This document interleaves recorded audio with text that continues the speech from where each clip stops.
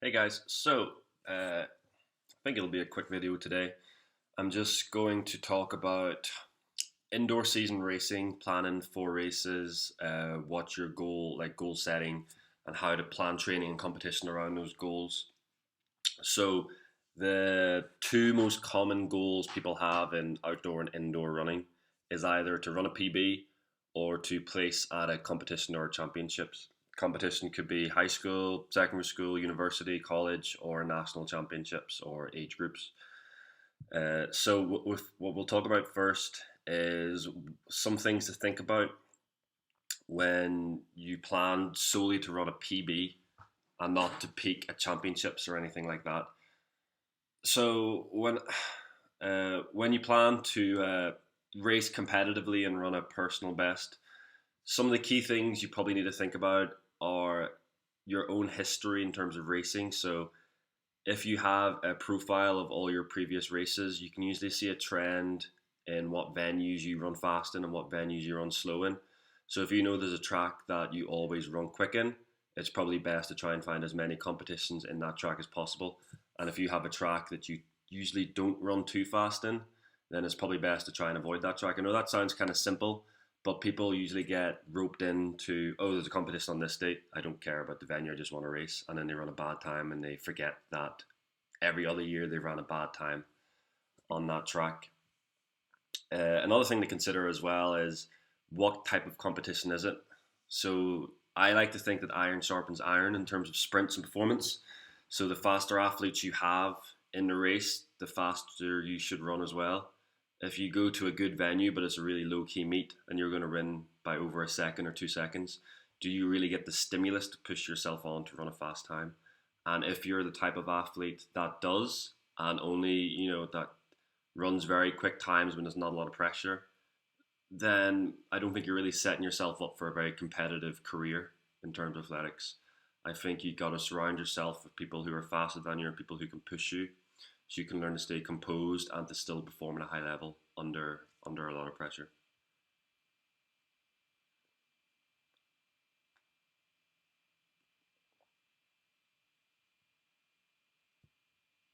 So something else to think about would be how many races does it take or how many competitions does it take in previous years until you've hit a peak. So I really encourage everyone I coach or talk to keep a history of their races. So if you live in the UK, you have the power of 10, so you can look back and see every performance you've had and every date. So you can sort of track some data and see, oh, it took me 5 races in 2018 before I ran a personal best. And in 2019, it took me 6 races.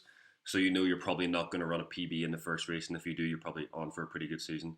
But it also means if your first race isn't great, that history says you don't really have to panic because it takes you 3 or 4 races to get into the swing of things.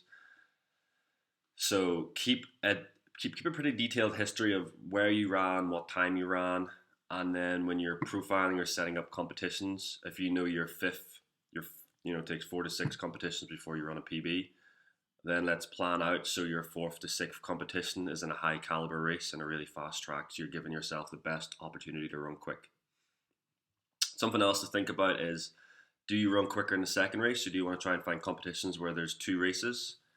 Some competitions, especially international meets, only have 1 race, or the race is so competitive, only a select few can make a second round, can make a final. So even thinking about that, thinking about what competitions can I find that give me 2 races if I always need one race to get myself warmed up. This is more for people who are watching from Europe, but there are a lot of good competitions across Europe that don't cost as much as you think to get to. From my previous experience as an athlete and as a coach, living in Ireland, if I want to fly to Belgium, Germany, France, Spain for an indoor meet, flights maybe £100 or £200, and accommodation £100. If you're only going to stay for 2 nights, you fly in the day before, you compete, you stay that night and fly home the next day. So you could find a very good competition a few hundred miles away for less than £500 or less than £300.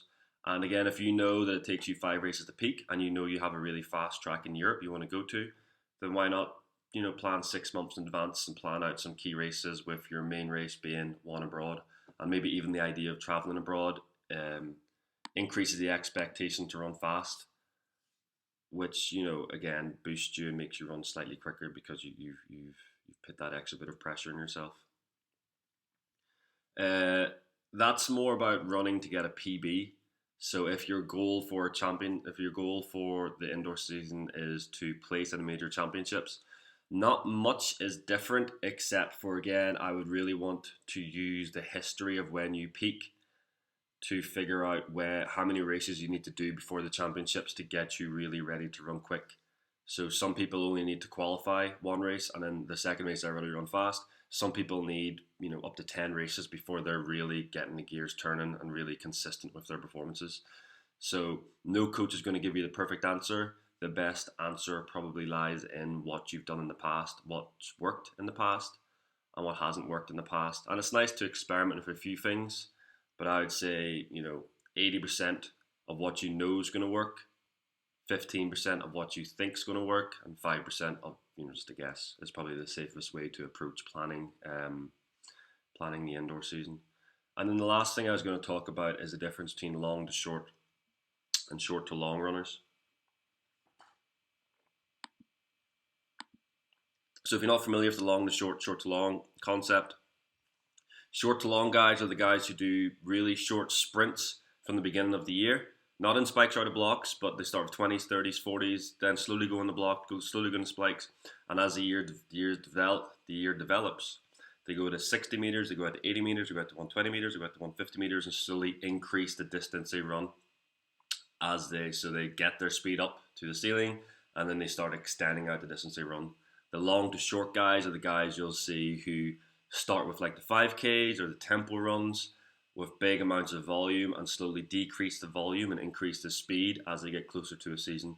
So the guys who would do like 10 600 meters down to like 8 400 meters, down to 200 meters, down to 100 meters, and the season begins, they'll start to really get the wheels turning. So that's kind of a very basic way to talk about it. It's much more in depth than that, but that's a basic way if you haven't heard of long to short or short to long before. So one thing about the short to long guys is they're usually ready to run quick very early. It doesn't take them many races to find their legs. Since they've been running fast, short distances early in their training program, they're usually not too unfamiliar with the competitive race environment. So you'd expect them to only need 1 or 2 races maybe to familiarize themselves with starting and being in 8-lane races, but then they'll usually get in the swing and be running pretty quick. Now, the long to short guys are usually the guys who need a few more races just to find that speed in their legs. So they're the ones who are really relying on getting faster through the season as opposed to being fast from the start of the season. So they're the guys who are decreasing the volume, increasing the intensity, and when they go to the competition environment, that volume really reduces and the intensity really increases. So they might take them up to or past 10 races before they're really getting into the swing of the indoor season. So if you haven't heard those two concepts, long to short or short to long before, and you think you fall into one of those brackets, that's another very big consideration to take when you're planning a season. Because if the short to long guys have a competition and they're aiming to place the championships, they know they might not need as many races as the long to short guys might need if they're trying to place in a similar championships as well.